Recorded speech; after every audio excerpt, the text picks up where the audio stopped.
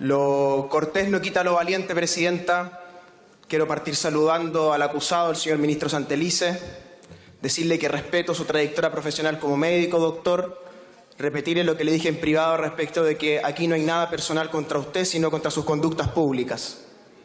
Del mismo modo, Presidenta, quiero destacar ante la corporación la impecable función que ha tenido el presidente de la comisión, el diputado Rasbe, quien ha ejercido su labor con discreción, con temple y con gran sentido de la responsabilidad.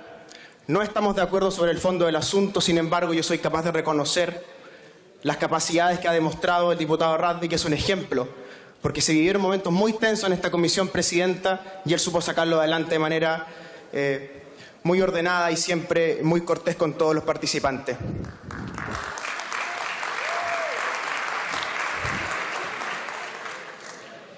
Junto con eso, Presidenta, quiero destacar el profundo debate jurídico que hemos tenido. Hemos escuchado probablemente a los juristas más destacados de las materias que hemos tratado y lo hemos hecho además en la sala Juan Bustos Ramírez. Y Juan Bustos Ramírez, Presidenta, es a mi juicio uno de los más grandes diputados de nuestra historia, que murió siendo presidente de esta corporación, un gran diputado del Partido Socialista, profesor de la Escuela de Derecho, el más grande penalista de los últimos tiempos. Hemos honrado su nombre en esa sala y Juan Bustos Ramírez estaría orgulloso de este debate, Presidenta. Junto con eso, Presidenta, el abogado defensor ha tenido palabras hacia mí, yo también las tendré hacia él. Usted, señor Correa Sutil, por su intermedio, Presidenta, usted, señor Correa Sutil, es un abogado formidable, es un adversario formidable y es sin duda el mayor desafío de mi carrera parlamentaria hasta aquí, corta. Este enfrentamiento que tendremos hoy desde la razón, desde las ideas. Y me siento orgulloso de ser yo quien tenga que contradecirlo hoy día, señor Correa Sutil. Hecho todos los reconocimientos, Presidenta, entonces, vamos al asunto. La defensa, Presidenta, con gran astucia, con gran sutileza, pretende convencernos de 4 tesis centrales. Y quizás algún diputado por ahí, incauto, pueda llegar a caer en las sutiles redes del profesor Correa. En primer lugar, el profesor Correa sostiene que el dictamen de la Contraloría no tiene la entidad necesaria para fundar esta acusación constitucional. Esa es la primera tesis del profesor Correa. La segunda tesis del profesor Correa es que el dictamen de la Contraloría es innovativo. Está innovando el Contralor. Por ende, dado que es innovativo el dictamen de la Contraloría, el ministro, el señor Santelice, no pudo prever lo que iba a ocurrir con la resolución 432. Y dado que no pudo prever, cuarta tesis, entonces no puede haber ni dolo ni culpa. Entonces repasemos las 4 tesis sutiles del profesor Correa. Primera tesis sutil. El dictamen no tiene la entidad. Segunda tesis. El dictamen es innovativo. Tercera tesis. El ministro no pudo prever. Por ende, cuarta tesis. El ministro no tiene dolo ni culpa.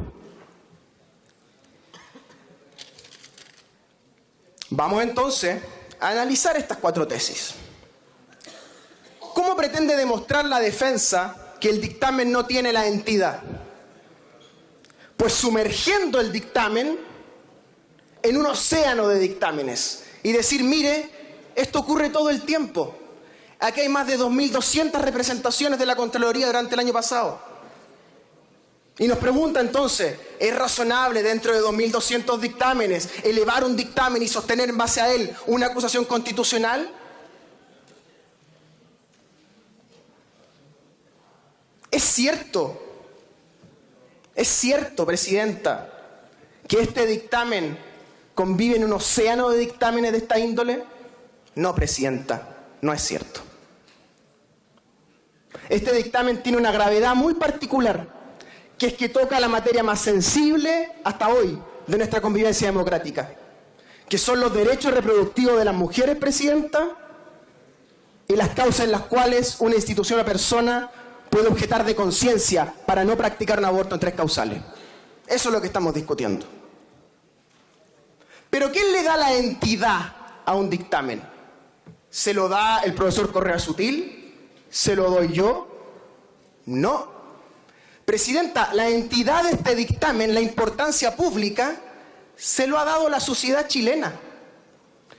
Y yo creo en la sociedad libre, donde agentes libres configuran la realidad.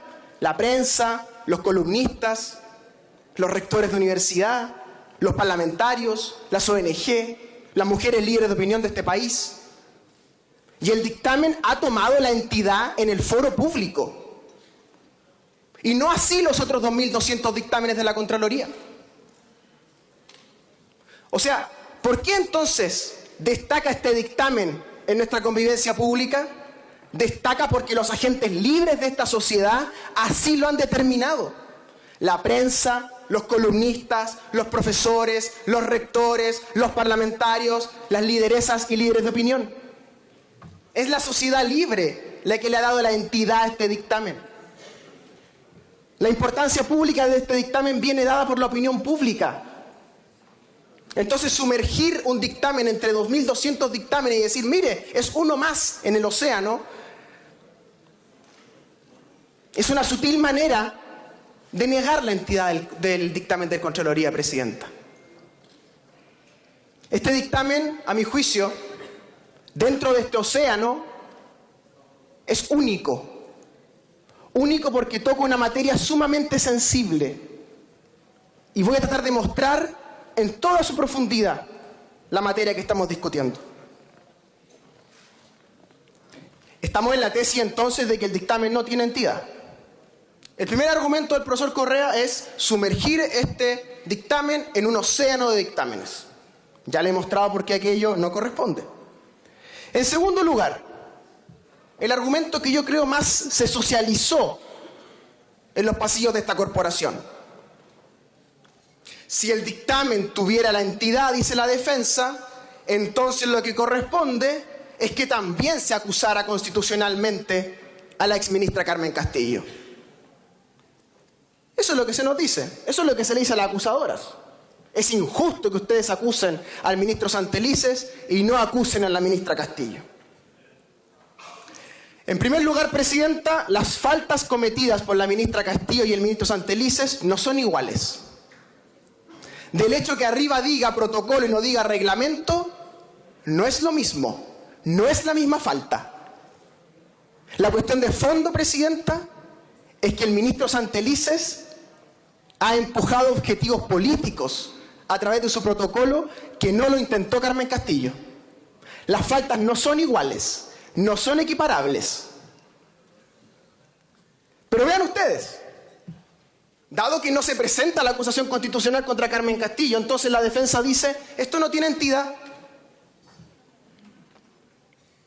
Y uno se pregunta, bueno, ¿quién tenía que presentar la acusación constitucional contra la ministra Castillo?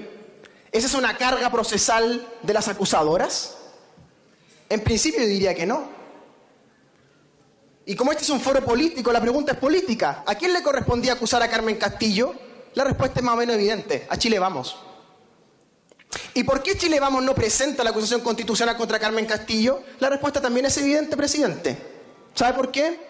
Porque si presentan la acusación constitucional contra Carmen Castillo, entonces es imposible negar la entidad del dictamen de Contraloría.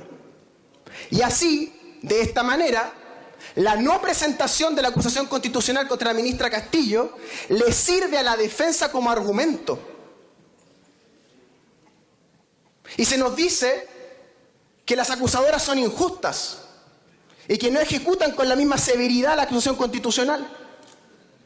Pues bien, les quiero decir que la garantía legal y constitucional que equipara las situaciones procesales entre el ministro Santelices y la ministra Castillo no viene dada por el ejercicio de la acusación, viene dada por el plazo constitucional para presentarla. Es el plazo la garantía. Y el plazo para acusar a la ministra Carmen Castillo estuvo válido hasta el 11 de junio de este año. Y no la presentaron y el plazo precluyó. Es el plazo la garantía. Cargarle a las acusadoras la no presentación de la otra acusación es un exceso. Porque es el plazo la garantía. Pero claro, presentar la acusación contra Carmen Castillo era darle entidad al dictamen. Y eso es lo que quieren negar. Sigamos.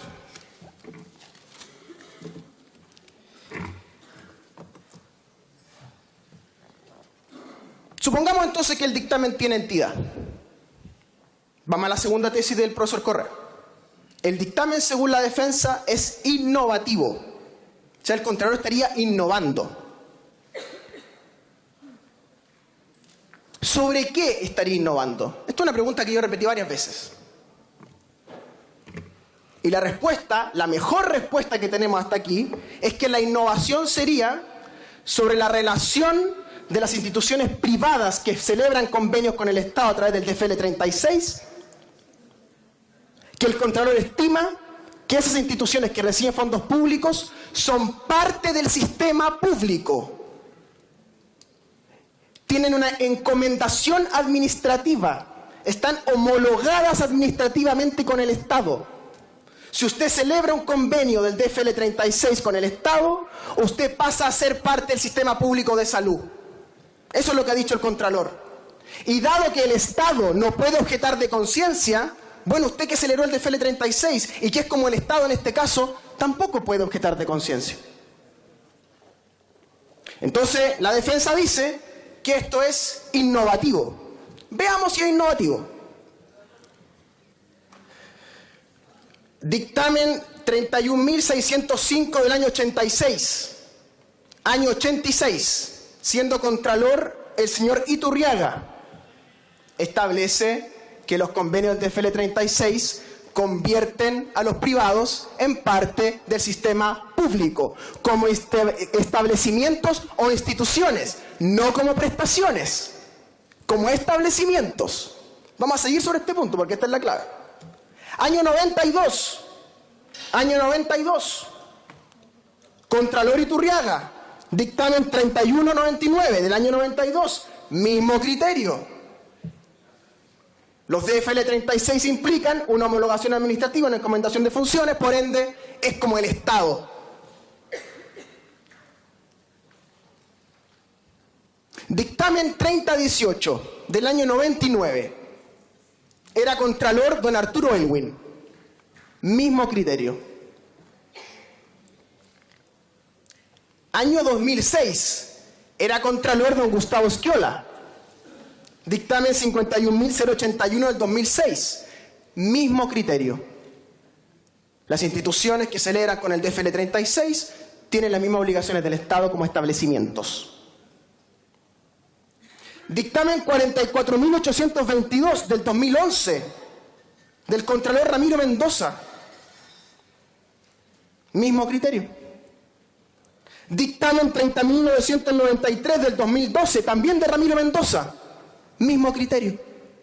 Tenemos a Iturriaga, a Arturo Elwin, a Gustavo Esquiola, a Ramiro Mendoza y ahora el Contralor Bermúdez con el mismo criterio. Y la defensa insiste en decirnos que el Contralor está innovando. Con todo respeto, Presidenta, yo sé que el profesor Correa Sutil no se dedica al derecho administrativo, pero podría revisar los dictámenes de la Contraloría, profesor, no le haría mal.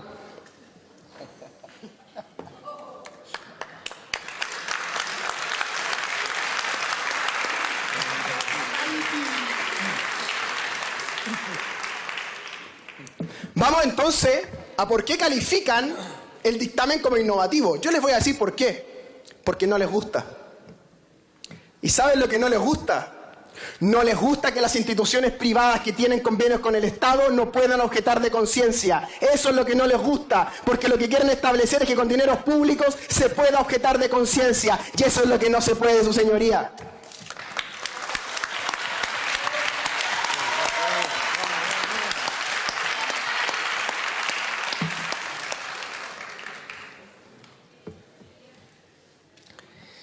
Tercera tesis.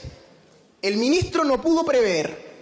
O sea, esto es como un asteroide que cayó, ¿verdad?, de alguna galaxia lejana y el ministro no podía prever que había 30 años de historia administrativo chilena, ¿verdad?, involucrada en el DFL 36. Él no podía preverlo.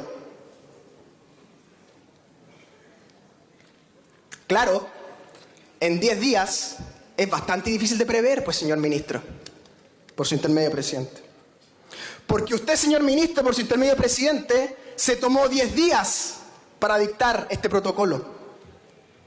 ¿Sabe cuánto se tomó Carmen Castillo? 4 meses. Y usted se tomó 10 días. Claro, en 10 días, a no ser que usted sea un brillante administrativista, no va a poder revisar los dictámenes de Contraloría. En 10 días no va a poder escuchar a todas las instituciones interesadas. En 10 días nadie puede hacer un proceso administrativo serio para tratar una materia tan delicada como esta. En 10 días, su señoría, nadie puede prever nada.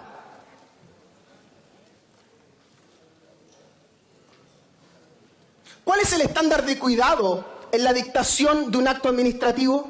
Esta es la pregunta central. ¿Cuál es el estándar de cuidado en dictar una resolución exenta, un reglamento, un decreto? ¿Cuál es el estándar de cuidado de un ministro de Estado al ejercer potestades infrarreglamentarias o reglamentarias? ¿Cuál es el estándar de cuidado? No hemos podido hacer prueba en la comisión respecto al estándar de cuidado. ¿Sabe por qué? Porque yo cité a una exministra, la señora Laura Albornoz. Lamentablemente no pudo venir a contarnos. Y la defensa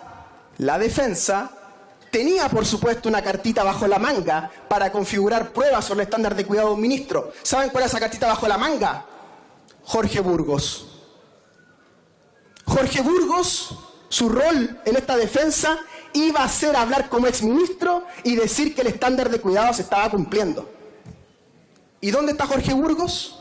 Viéndonos por televisión en su casa. A no ser que esté viendo Uruguay.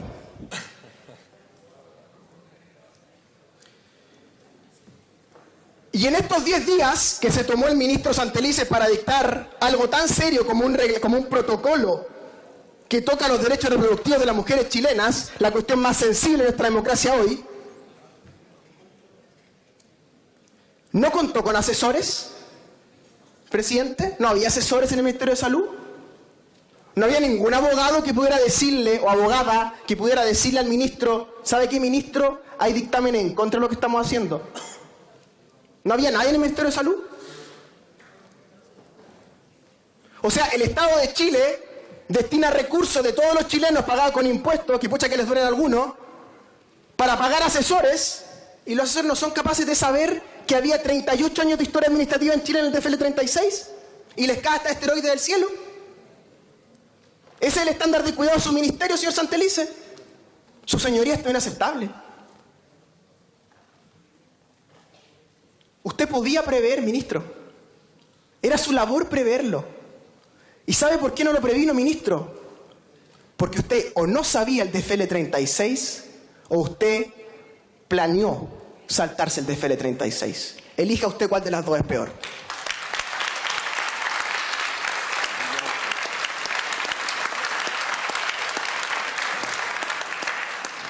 Cuarta tesis del señor Correa Sutil. El ministro no es ni culpable ni doloso. Pues bien, no es negligente, no es culpable tomarse 10 días para algo tan serio como esto. No es negligente ni culpable no saber la jurisprudencia administrativa de nuestro país, de 5 contralores que ya les leí.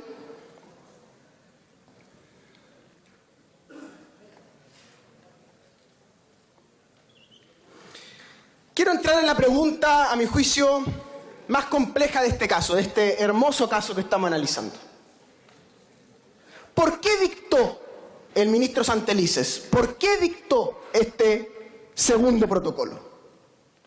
Y remarco segundo protocolo, porque aquí se nos suele olvidar que ya había un protocolo. Esto no es que no había protocolo y el ministro vino a hacer ejecutar la ley. No, no. El caso es que el ministro innovó y, queriendo innovar, hizo un segundo protocolo. Ya había un protocolo, que esto no se nos olvide. Ya había un protocolo. No puede haber protocolo de Carmen Castillo cuando les conviene y no haberlo cuando no les conviene. Había protocolo. ¿Estamos de acuerdo en eso, cierto? Pues bien, ¿cuál fue la motivación la motivación profunda del Ministerio de Salud para dictar este protocolo?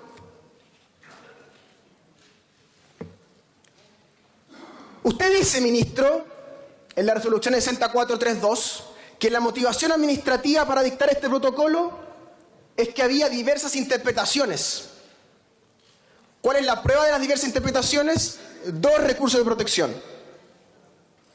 O sea, nos está diciendo que los recursos de protección motivaron el segundo protocolo. Eso es lo que leo yo entre líneas. Bueno, este es un típico caso de motivación ambigua, profesor Correa Sutil. Motivación ambigua en el acto administrativo. ¿Quiere que le recuerde un caso parecido, profesor? El caso de la Universidad Autónoma, que usted defendió en la Universidad Autónoma. ¿Se acuerda, profesor Correa Sutil? Motivación ambigua, que se quería dejar afuera la Universidad Autónoma del Consejo de Rectores. ¿Por qué? Porque supuestamente había lucro en dicha universidad. Y usted logró probar que no se puede fundar ambiguamente un acto administrativo de esa índole. Y este, mutatis mutandi, profesor, es un caso de motivación ambigua del acto administrativo. ¿Y qué hay detrás de esta motivación ambigua? Por favor, su señoría, esto es muy importante.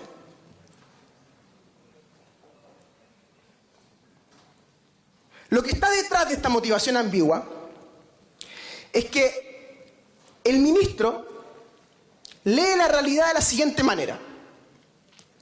Dado que el protocolo y la ley, si me permiten, no deja que las instituciones que celebran el DFL 36 puedan objetar, entonces esas instituciones que quieren objetar y no pueden hacerlo por tener convenios con el Estado, se van a salir de los DFL 36 y se van a salir de los convenios con el Estado. Y por ende va a haber un daño a la salud de los chilenas y chilenos. Ese es el argumento. Bueno, eso, señor ministro, no lo desconcentro mientras saludo al candidato presidencial.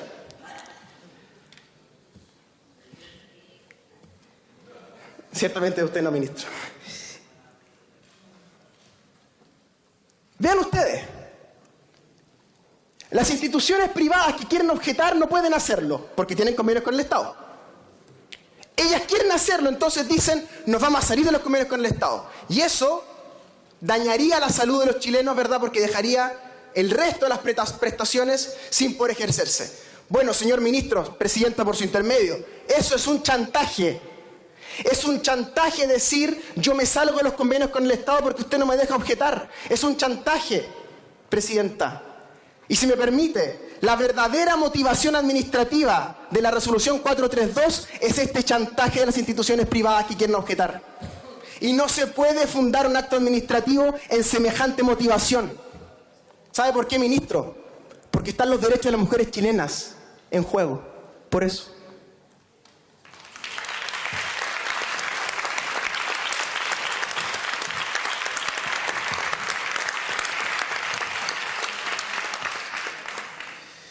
Entonces ya quedando más claro, ¿no? Va quedando más claro. Aquí hay un grupo de instituciones privadas que quieren objetar, tienen convenios con el Estado, no pueden hacerlo por el DFL 36 dictado por Pinochet el 80, con 5 contralores sosteniendo la doctrina de que aquellas instituciones con el DFL 36 son parte del Estado, del sistema público de salud. Usted dicta entonces, ministro, después de 10 días de profundo estudio, dicta, ministro, una resolución exenta que va a quedar en la historia de Chile, ministro. Lo hace, ministro, con desconocimiento del DFL 36. Lo hace contra la jurisprudencia administrativa. Se arroga funciones parlamentarias, ministro, porque usted pretende corregir el DFL, que es una ley, porque DFL significa, presidenta, por si alguien no lo sabe, decreto con fuerza de ley. Usted busca además, ministro, en su resolución, convertir en general una figura excepcional, que es la objeción de conciencia. Además, les disminuye los requisitos y saca el elemento confesional, que es el elemento central de esta cuestión. Y por ahí se meten clínicas, por ejemplo, como la clínica Indisa, que no es una clínica confesional, pero que igualmente dice yo quiero objetar. Y en el fondo, ministro, pasa a llevar usted pasa a llevar usted, ministro, décadas de práctica administrativa, pasa a llevar usted lo básico del derecho administrativo sanitario de Chile, pasa a llevar, ministro, los derechos de las mujeres chilenas ganadas democráticamente en este Parlamento, ministro. ¿Y qué se nos dice? ¿Qué nos dice la defensa? No hay daño. No hay daño. ¿Qué se nos está pidiendo tácitamente entonces al decir no hay daño? Nos están pidiendo el cuerpo de una mujer muerta, el cuerpo de una mujer violada sin atención, el cuerpo de una mujer producto del daño de esta ilegalidad. Y eso es inaceptable nuevamente. No se nos puede pedir el cuerpo de una mujer como prueba del daño. Eso responde a las prácticas más tribales. A usted que le gusta la tradición, profesor Correa Sutil, el sacrificio humano ritual. 5.000 años lleva eso en Latinoamérica, el sacrificio humano ritual. ¿Y qué se nos pide entonces? Un sacrificio humano ritual. Una mujer víctima de su ilegalidad, ministro, para probar que hay daño. Y eso es inaceptable. Ninguna mujer puede ser víctima y ofrecer su cuerpo como testimonio para probar su ilegalidad, ministro. Eso es un salto retórico inaceptable.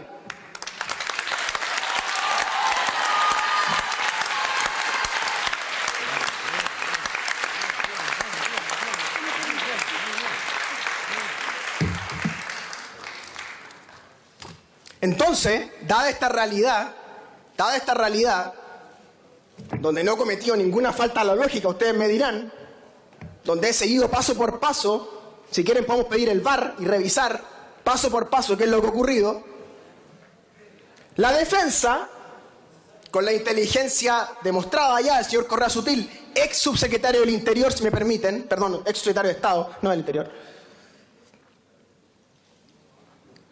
El señor Correa Sutil, si me permiten la metáfora, llena su canasta de adjetivos y sale por el bosque a repartirlos.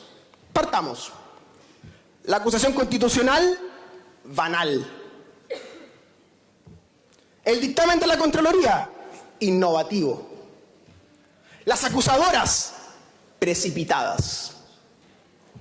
¿Adjetivos para qué? Para desvirtuar la cuestión de fondo, la rocadura de este asunto, la ilegalidad manifiesta, el salto que pretendió hacer el ministro del DFL 36.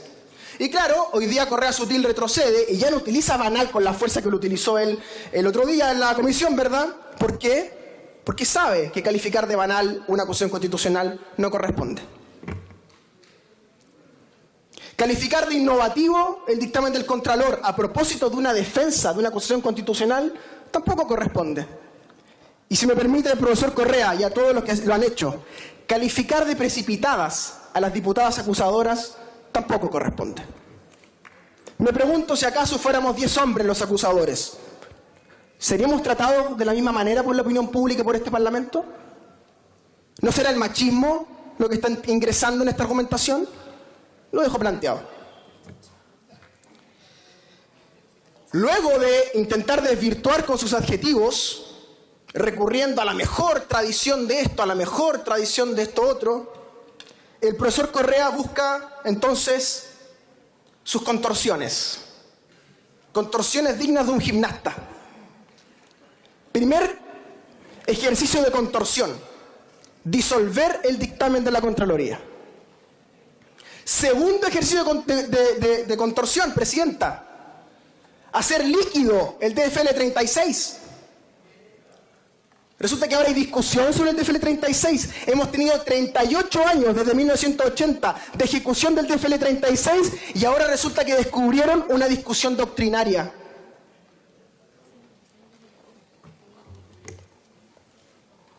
Por su intermedio, presidenta, señor ministro, su abogado va a quedar con un lumbago terrible con todas las contorsiones que ha tenido que hacer.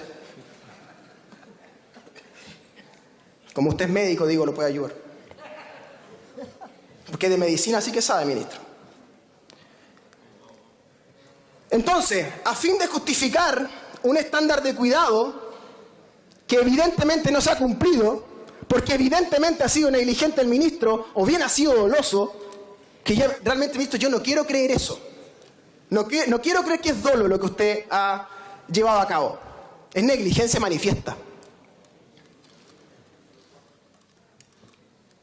Y todas estas contorsiones son para desviar el asunto de fondo. Varios colegas me han pedido el asunto de fondo. ¿Cuál es el asunto de fondo? La cuestión política que estamos discutiendo aquí.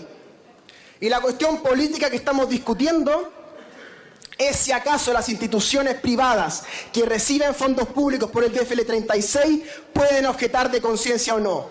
Y a mi juicio, y a juicio de este Parlamento, la respuesta es clara. No pueden. ¿Por qué? Por el DFL 36, dictado en 1980, respaldado por 5 contralores de la República en la historia administrativa de Chile. Y usted, señor ministro, se salta el DFL 36. Se salta el DFL 36, ministro, de manera manifiesta. Esa es la verdad del caso, ministro. Y entonces, claro, volvemos a la motivación ambigua del acto administrativo, las diversas interpretaciones sobre la realidad jurídica.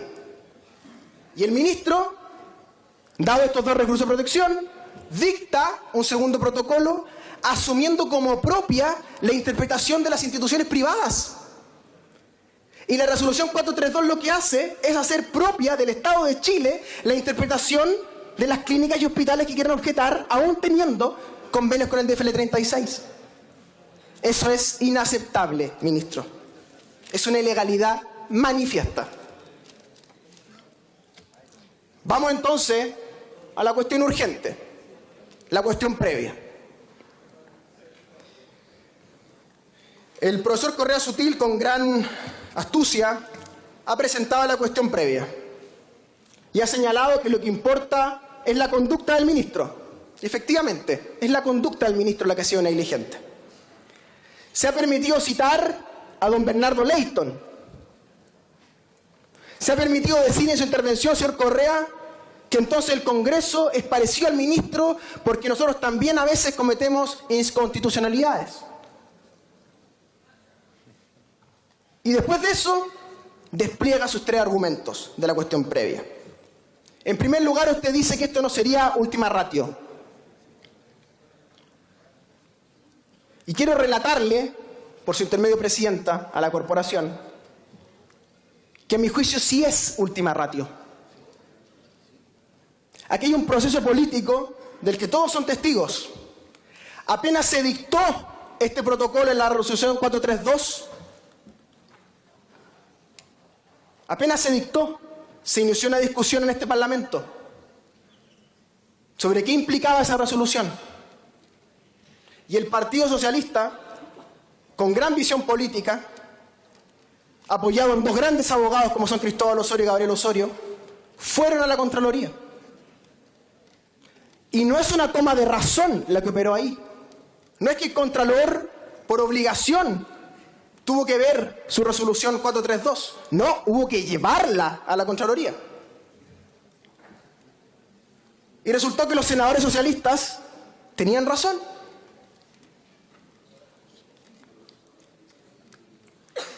Pero antes de eso, ministro, firmamos, 58 diputadas y diputados, una interpelación en su contra. Y la doctora diputada Marcela Hernando nos convocó a una serie de diputados a trabajar la interpelación. Y en ese contexto, cuando ya teníamos meridianamente claro que su resolución era ilegal, como nos constaba al doctor Víctor Torres, al doctor Celis, al doctor Castro, a la doctora Hernando y a mí, que no soy doctor, pero soy abogado y no tengo doctorado,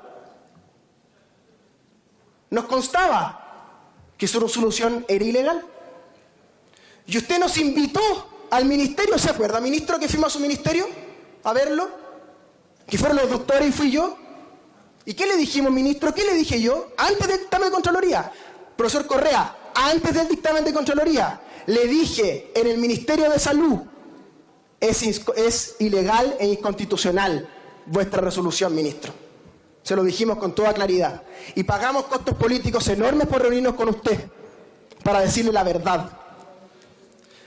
4 días después ocurre la interpelación en esta corporación. ¿Se acuerdan de la interpelación? Yo me acuerdo. ¿Sabe por qué me acuerdo, ministro? Porque yo estaba sentado al lado de la interpeladora. ¿Y qué tratamos de hacer ese día? Tratamos de hablar con usted sobre el DFL 36 y su interpretación para comprender. Y en vez de hablar de eso, ministro, usted habló del SIDA, del cáncer y de las listas de espera, en vez de contestar las preguntas de la interpeladora.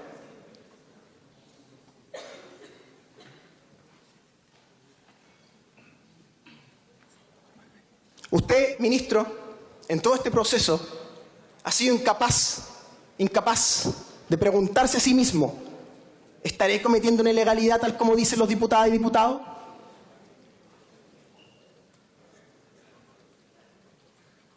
Luego del dictamen, ministro, con la gravedad de este asunto, gravedad política y jurídica, lo que corresponde a mi juicio en un país ordenado es que usted se haga responsable. Y la manera de hacerse responsable es renunciar a su cargo, ministro. O bien que vuestro superior jerárquico...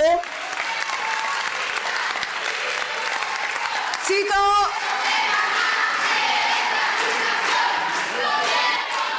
Haremos un segundo.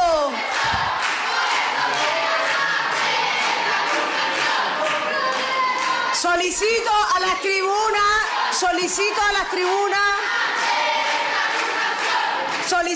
tribunas. Sería muy triste desalojar las tribunas el día de hoy. No corresponde, está hablando un diputado, es primera vez, pero solicito silencio. Por tanto, escuchemos a los diputados. Faltan varios diputados. Diputado, continúe, por favor. Gracias, presidenta. Luego del dictamen, ministro, lo que correspondía, siendo responsable usted con el error que cometió, con tamaña ilegalidad, ministro, era renunciar a su cargo. O bien que vuestro superior jerárquico se lo pidiera. El presidente de la República le pidiera la renuncia por la gravedad de los hechos. Y porque además, dicho sea de paso, no es parte de la acusación, según consta en prensa, usted ni siquiera le contó al presidente de la República. Fue Cristal Larroulet quien aprobó esto, no el presidente de la República. Entonces, efectivamente, estamos en última ratio porque aún con el dictamen de Contraloría, el ministro, sus defensores y algunos parlamentarios intentan insistir en la tesis, que es que el DFL 36 no es lo que todos creíamos que era, que hay 40 años de historia administrativa en Chile que están mal interpretados. Insisten en su tesis. ¿Saben por qué insisten? Porque el fondo es ideológico, porque ustedes quieren que aún recibiendo fondos del Estado, las clínicas que ustedes defienden puedan objetar de conciencia. Y eso no se puede hacer en una democracia.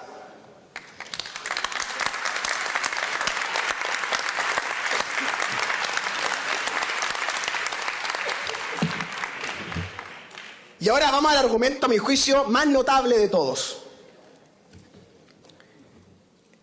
Las acusadoras en ningún momento del escrito han traído al ruedo el asunto del reglamento pendiente. Quien trae el reglamento pendiente a este ruedo es el abogado defensor. Refirámonos entonces al reglamento pendiente. Más de un mes ha pasado desde que Contraloría ordenó dictar el reglamento.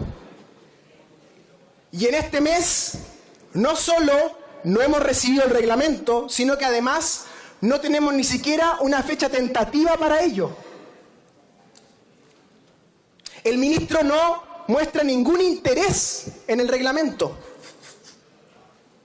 Y lleva más de un mes.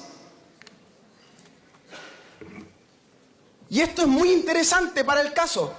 Fíjense ustedes, cuando la defensa nos dice este asunto está abierto, hace prueba de que el asunto está abierto diciendo no hay reglamento.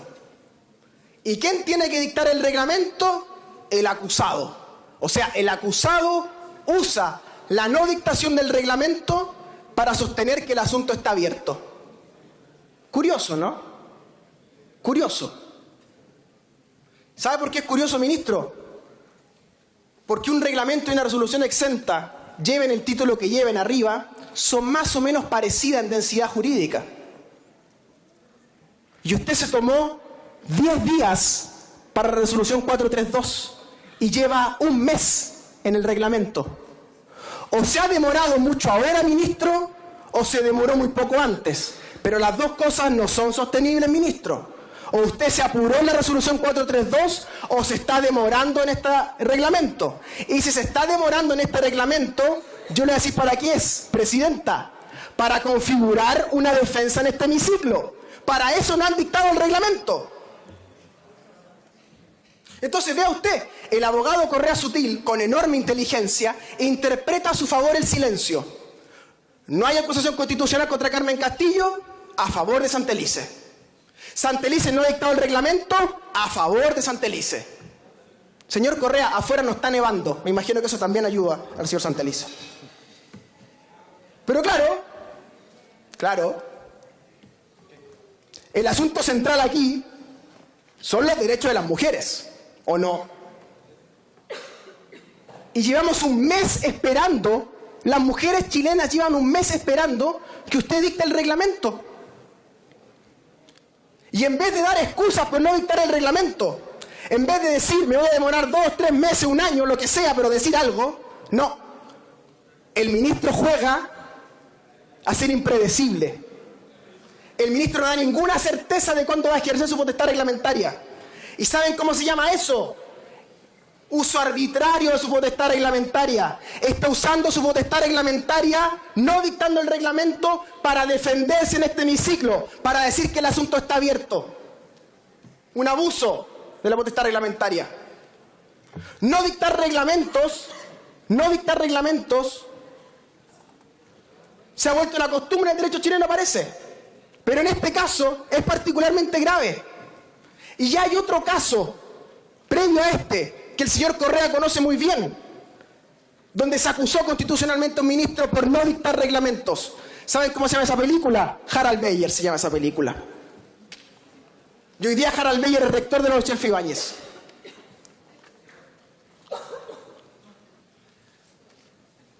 No dicta el reglamento, dejando en ascuas la situación jurídica, y lo hace para configurar una defensa. Si un extranjero, presidente, le preguntara a usted ¿cuánto se demoran en Chile en dictar resoluciones o reglamentos en materia de aborto? La respuesta es, mira, depende. A veces toma 4 meses, a veces toma 10 días y a veces toma un mes y contando. En realidad no sabemos. Y eso, ministro, no puede ser usado como un argumento en esta cuestión previa. No dictar un reglamento es un uso arbitrario para defenderse. Y lo que nos está diciendo en sus textos, su defensa es: rechacen ustedes esta acusación constitucional y les voy a dictar el reglamento. Eso es inaceptable.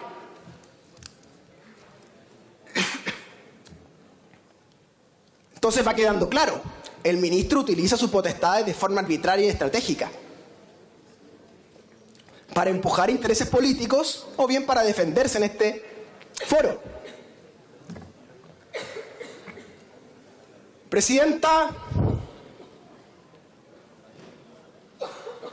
soy hijo, soy nieto, soy compañero de mujeres valientes, soy diputado de un hemiciclo donde he conocido a mujeres valientes de oposición y de gobierno. Y he sido formado como abogado en la Escuela de Derecho de la Universidad de Chile. Los maestros del derecho administrativo hoy día estarían conmigo, defendiendo el DFL 36, defendiendo los dictámenes de 5 contralores. Camaradas demócratas cristianos, por su intermedio, presidenta, 2 de los más grandes profesores de derecho administrativo de nuestra patria han sido de sus filas: el ex contralor Arturo Elwin y el expresidente Patricio Elwin Azócar. Aquí tengo, presidenta, los apuntes de derecho administrativo del profesor Patricio Elwin Azócar. Haría bien en leerlos el ministro de Estado para que sepa los principios básicos del derecho administrativo chileno. Los invito a leer, los camaradas demócratas cristianos, la gran obra de Patricio Aylwin y cómo los principios de derecho administrativo se juegan en este caso. Correligionarios radicales, ustedes sí que son dueños de la mejor tradición del derecho administrativo chileno. Porque durante décadas, los mejores administrativistas de este país fueron radicales y fueron masones. Y quiero destacar a un gran radical, y he traído una de sus obras, El derecho administrativo chileno y comparado, del profesor Enrique Silva Sima. El profesor Silva Sima, al igual que el profesor Aylwin Azócar, estarían conmigo en esta argumentación, defendiendo el DFL 36, defendiendo los derechos de las mujeres. Y estoy seguro que Bernardo Leyton también lo estaría, si le explicáramos el caso, sin contorsiones. Compañeros socialistas, por su intermedio, presidenta, ha sido vuestro partido, con inteligencia, con capacidad jurídica, la que ha traído este asunto a este foro, porque ustedes han conseguido la declaración de ilegalidad en Contraloría.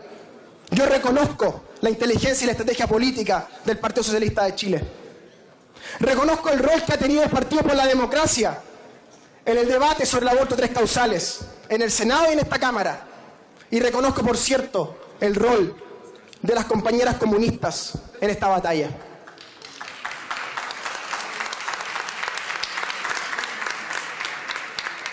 Presidenta, comencé diciendo que esto no es un asunto personal, y lo vuelvo a repetir.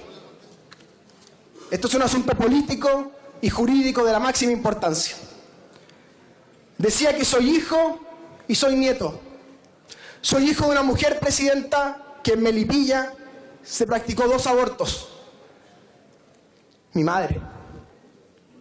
Soy nieto de una mujer que fue la tercera estudiante de Derecho en entrar a nuestra escuela en el año 38. Soy compañero de Mujeres Valientes. Soy colega de Mujeres Valientes. Llamo a los miembros de Chile Vamos, que no están convencidos de esta defensa contorsionista, que se abstengan. Llamo a los camaradas demócratas cristianos, herederos de Aylwin. Llamo a los correligionarios radicales, herederos de Silva Sima, a los compañeros socialistas, a los compañeros progresistas, al Partido por la Democracia, al Partido Comunista.